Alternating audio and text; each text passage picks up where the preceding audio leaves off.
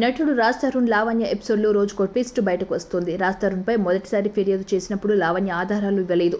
రెండోసారి ఆధారాలు ఇవ్వడంతో నర్సింగి పోలీసులు కేసు నమోదు చేశారు. హీరోయిన్ మాల్వీతో రాజ్ తరుణ్ ఉంటూ తనను మోసం చేశారని లావణ్య ఫిర్యాదులో పేర్కొంది. మరోవైపు మాల్వీ కూడా రాయదుర్గం పోలీసులకు ఫిర్యాదు చేశారు. తన తమ్ముణ్ణి లావణ్య బెదిరిస్తున్నారని, ఆమెపై చర్యలు తీసుకోవాలని కోరారు.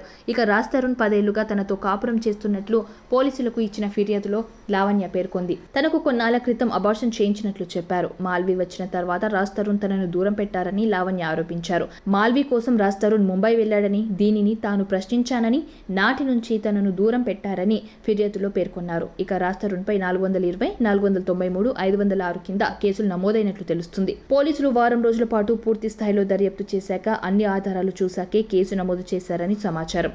లావణ్య పెట్టిన కేసులో ఈ కేసు A1గా రాజ్ తరుణ్ ఉంటే, A2గా మాల్వీ మల్హోత్రా, A3గా మయాంక్ మల్హోత్రాను చేర్చారు. రాజ్ తరుణ్, మాల్వీ మల్హోత్రా, మయాంక్ మల్హోత్రాపై 3 సెక్షన్ల కింద కేసు నమోదు చేశారు. కంప్లైంట్ కాపీలో లావణ్య చాలా విషయాల్ని ప్రస్తావించింది. రాజ్ తరుణ్ తనకు ఎప్పుడు పరిచయం అనే దగ్గర మొదలుపెట్టి ఇటీవలి వరకు ఏం జరిగిందో పేర్కొంది. 2008 నుంచి రాజ్ తరుణ్తో తనకు పరిచయం ఉందనేది లావణ్య వాదన. 2010లో రాజ్ తరుణ్ లవ్ ప్రపోజ్ చేశాడు. 2014లో తనను పెళ్లి చేసుకున్నాడని చెప్తోంది.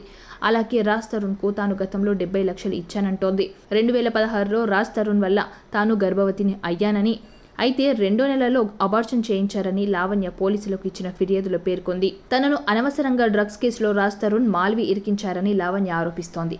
తనను మోసం చేసిన రాజ్ తరుణ్పై కఠిన చర్యలు తీసుకోవాలని ఆమె కోరుతోంది.